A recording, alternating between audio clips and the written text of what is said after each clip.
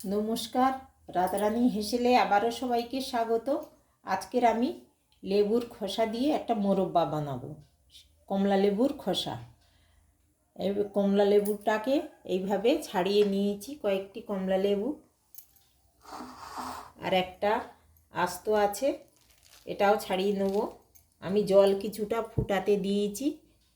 এই জলের মধ্যে আমি 1 চামচ মতো ভিনিগার দেবো।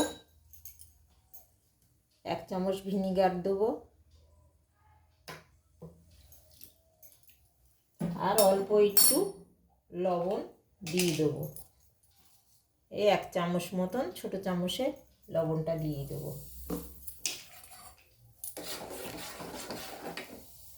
দিয়ে আমি লেবুর খোসাগুলো, আমি এখানে 2টো বড় সাইজের কমলা লেবুর খোসা ছাড়িয়ে রেখেছি, আর এই কমলা লেবুটার খোসাটাও দেব। আর এই কমলা লেবুটাকে রস বের করে এর রসটাও আমি ব্যবহার করব।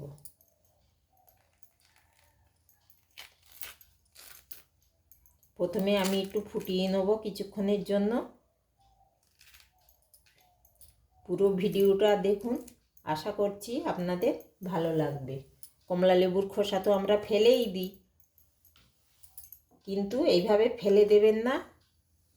যত্ন করে গুছিয়ে রেখে এরকম মোরব্বাও বানাতে পারেন। আবার কমলা লেবুর খোসাটাকে শুকিয়ে একটু গুঁড়ো করে পাউডার করে নিলেন। এবার ওর সঙ্গে একটু অ্যালোভেরা আর একটু মধু মিশিয়ে মুখে ফেস প্যাক হিসেবে ব্যবহারও করতে পারেন। ত্বকের জন্য কিন্তু খুবই উপকারী কমলা লেবুর খোসা। বেশ আমি 4-5 মিনিট মতন এটাকে সেদ্ধ করে নেব।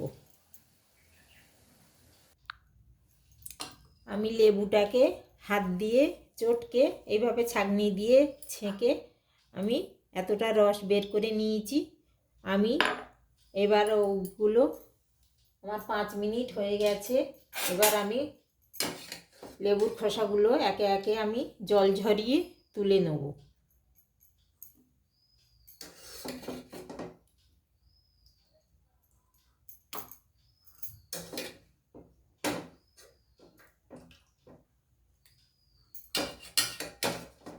সমস্ত খোসাগুলো আমি ভালো করে জল ঝরিয়ে নেব, যেন কোনো রকম জল না থাকে।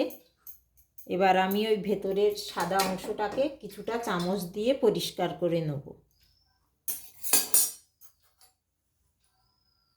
এরকমভাবে একটা চামচ দিয়ে যতটা সম্ভব এইভাবে কেঁকে কেঁকে আস্তে আস্তে তুলে নিলে খুব সুন্দরভাবে পরিষ্কার হয়ে যাবে।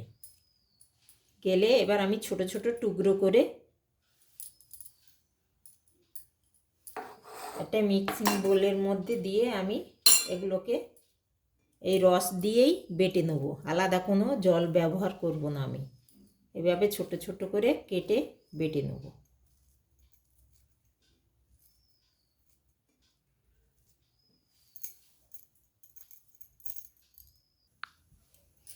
আমি খোসাগুলো এইভাবে বেটে নিয়েছি। এবার আমি কড়াই বসিয়ে দিয়েছি। এবার এইগুলো আমি কড়াইতে দিয়ে দেবো।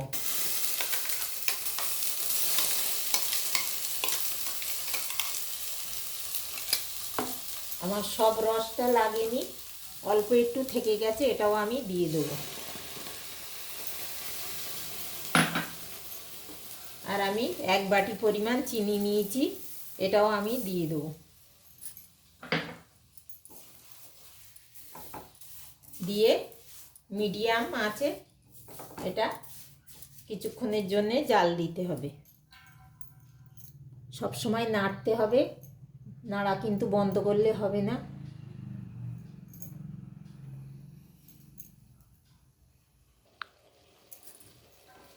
এইভাবে সব সময় নাড়াতে হবে। চিনিটা আমার খুব সুন্দরভাবে গলে গেছে, কিন্তু এখনও আমি এটাকে নাড়িয়ে নাড়িয়ে খুব অল্প আঁচে আমি এটা শুকোবো।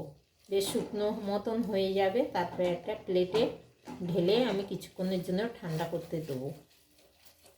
শীতের সিজনেই কমলা লেবুটা পাওয়া যায়, কিন্তু যখন পাওয়া যায় না তখন যদি এই মোরব্বাটা করে আপনি ঘরে রেখে দেন কৌটো ভরে, তখন সবাই খেয়ে খুবই আনন্দ পাবে। অসময়ে যদি এই জিনিসটা পাওয়া যায় খুবই ভালো লাগবে সবার। আর এটা খাওয়া শরীরের পক্ষে খুবই উপকারী। সর্দি কাশি থেকে আমাদের কমলা লেবু অনেক দূরে রাখে। বাচ্চাদের খাওয়ানো তো খুবই ভালো, আর বাচ্চারাও এইভাবে যদি করে দেন বাচ্চারাও খেয়ে খুব খুশি হবে। প্রথম থেকে শেষ পর্যন্ত দেখুন।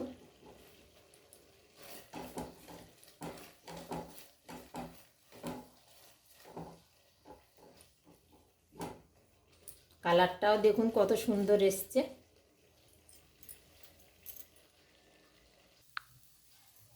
দেখুন আমার মিশ্রণটা অনেকটাই ঘন হয়ে এসছে, আর কালারটাও দেখুন কত সুন্দর লাগছে। আমি কিন্তু এখানে কোনো কালার ব্যবহারই করিনি। এইভাবে যদি আপনি 6 মাস কি 7-8 মাসও রাখেন, কোনো নষ্ট হয়ে যাওয়ার ভয় থাকবে না। এইবার আমি এটাকে এই প্লেটটার মধ্যে ঢেলে দিয়ে কিছুক্ষণের জন্য ঠান্ডা করতে দেবো।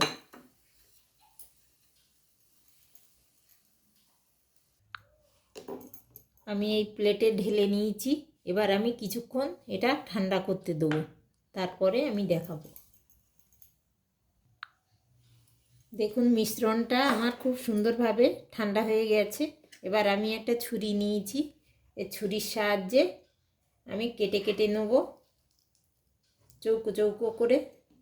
আপনারা যে যেমন পছন্দ করেন সেরকম বরফির আকারেও কেটে নিতে পারেন, আবার একটু লম্বাটে করে কেটে নিতে পারেন।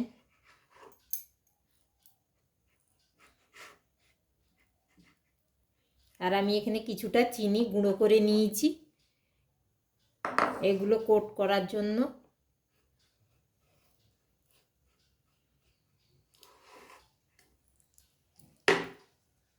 তাইলে একটার সঙ্গে একটা লেগে যাবে না, বেশ সুন্দরভাবে আলাদা আলাদা হয়ে থাকতে পারবে।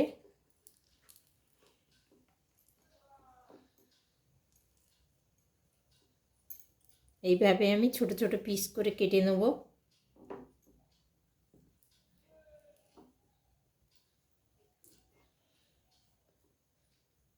আমি এই চৌকো শেপে কেটে নিয়েছি।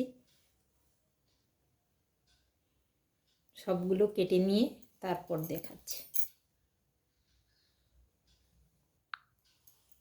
দেখুন সব কটা পিস আমার কাটা হয়ে গেছে, আর আমি চিনির কোট করেও নিয়েছি। কারোর সঙ্গে কেউ লেগেও যাচ্ছে না, খুব সুন্দরভাবে উঠে গেছে প্লেট থেকে, প্লেটে লেগেও নেই। আজকের যদি আমার এই মোরব্বাটা ভালো লেগে থাকে, অবশ্যই আরও যাতে 5 জনে শিখতে পারে এই রান্নাটা, একটু শেয়ার করে দেবেন। আর আজকের যদি আমার এইটা খুব ভালো লাগে তাইলে কমেন্টে আমাকে জানাবেন যে কেমন হলো। সবাই ভালো থাকুন, সুস্থ থাকুন। আজকের এই পর্যন্তই, দেখা হবে আবার অন্য কোনো রান্নায়।